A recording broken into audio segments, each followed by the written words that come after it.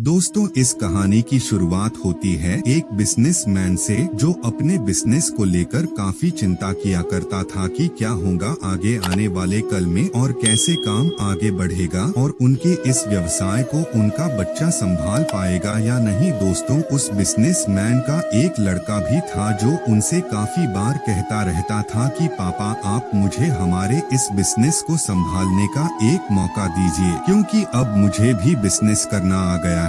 लेकिन वो व्यक्ति कभी भी अपने बेटे को मौका नहीं देता। दोस्तों, एक दिन इस बिजनेसमैन को दिल का दौरा पड़ जाता है और इसके चलते उनको हॉस्पिटल में भर्ती किया जाता है। जैसे ही ये खबर उनके बेटे को पता चलती है, उनका बेटा दौड़ कर के हॉस्पिटल में पहुंचता है। बेटा हॉस्पिटल में पहुंचने के बाद उसने ये देखा कि उसके पापा एडमिट है और डॉक्टर्स ने उससे ये कहा कि आपके पापा अब पहले से थोड़ा ठीक है और धीरे धीरे करके वे अब रिकवर हो जाएंगे। फिर उस लड़के ने अपने एक दोस्त को कॉल करके वहाँ पर बुला लिया। फिर उसका दोस्त वहाँ पर आता है और उससे पूछता है कि क्या हुआ भाई। फिर उस बिजनेसमैन के लड़के ने अपने दोस्त से कहा कि मेरे पापा को दिल का दौरा आया है और उन्हें अस्पताल में एडमिट किया हुआ है। इसके बाद उस बिजनेसमैन का लड़का अपने दोस्त से कहता है कि चलना, जरा बाहर चल के आ जाते हैं, बहुत देर हो गई है।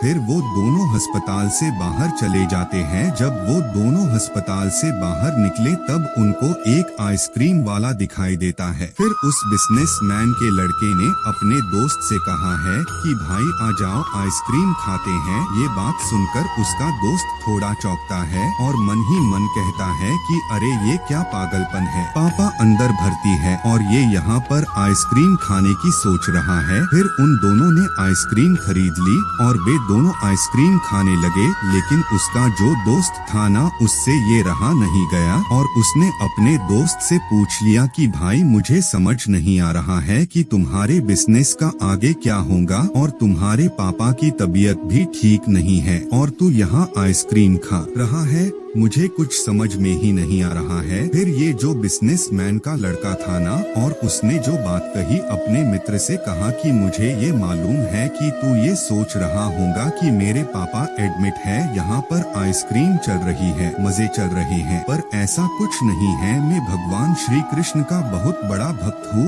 और उनकी दो बातें हमेशा अपनी जिंदगी में याद रखता हूँ। पहली बात, जो हम सबको पता है कि काम करना है और फल की चिंता नहीं करनी है, इसलिए जो होगा देखा जाएगा। मैं सिर्फ अपने काम पर ही फोकस करूंगा और फिर बिजनेस भी अच्छा चलेगा। दूसरी बात, वो लड़का अपने दोस्त से कहता है कि मैं तुम्हें भगवान श्री कृष्ण की कहानी सुनाता हूँ जो तुम्हें दूसरी बात क्या है वो अच्छी तरह से समझाएगी। उनको जब पहला बेटा हुआ था तो उसका नाम प्रद्युम्न रखा गया था और प्रद्युम्न के जन्म के 10 दिन पश्चात ही प्रद्युम्न का अपहरण हो गया। प्रद्युम्न के अपहरण के कारण रुक्मिणी नाराज और उदास रहने की क्या हो गया है। भगवान श्री कृष्ण रुक्मिणी जी से कहते थे कि चिंता मत करो, क्योंकि प्रद्युम्न जहाँ पर भी होगा वहीं पर ठीक होगा। लेकिन इतना समझाने के बावजूद भी रुक्मिणी अपने बच्चे की चिंता में उदास और निराश रहती थी और इस तरह चिंता करते करते रुक्मिणी जी के 18 साल बीत गए। 18 साल के बाद द्वारका में जब प्रद्युम्न की वापसी हुई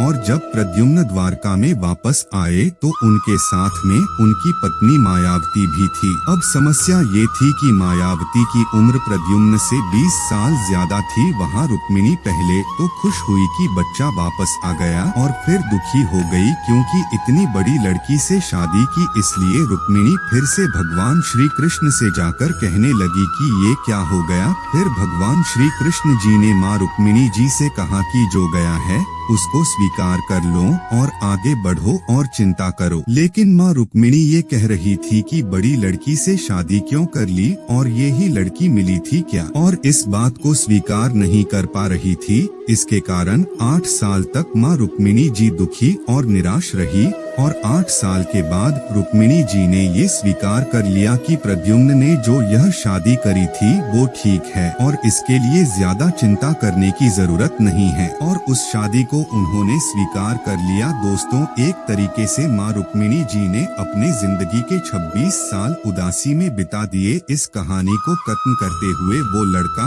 अपने दोस्त से बोला कि मैंने अब स्वीकार करना सीख लिया हुआ है, क्योंकि भगवान श्री कृष्ण जी कहते हैं कि जो हो रहा है उसे स्वीकार कर लो, जिंदगी अपने आप सहज हो जाएगी। दोस्तों, ये छोटी सी कहानी जो हमें 2 बड़ी बातें सिखाती है, और यही बातें मैं आपके साथ शेयर करना चाहता था कि हमारी जिंदगी में जो कुछ भी घटता है उसे स्वीकार करना सीख लीजिए और फिर जिंदगी अपने आप सहज हो जाएगी। हमारे नियंत्रण में जितने भी चीजें होंगी उन चीजों पर तो हमें जरूर नियंत्रण रखना चाहिए, लेकिन जो चीजें हमारे नियंत्रण से बाहर है उन चीजों को हमें स्वीकार कर लेना चाहिए। अगर हमने स्वीकार नहीं किया तो हमें भी माँ रुक्मिणी की तरह बहुत सालों तक उदास रह जाएंगे। दोस्तों, आज के यह कहानी आपको कैसी लगी और आपको इस कहानी से क्या क्या सीखने को मिला, ये हमें नीचे कमेंट बॉक्स में कमेंट करके जरूर बताइए। साथ ही अगर आपको श्री कृष्ण की ये कहानी पसंद आई होंगी तो इस कहानी को अपने दोस्तों के साथ अवश्य शेयर कीजिए।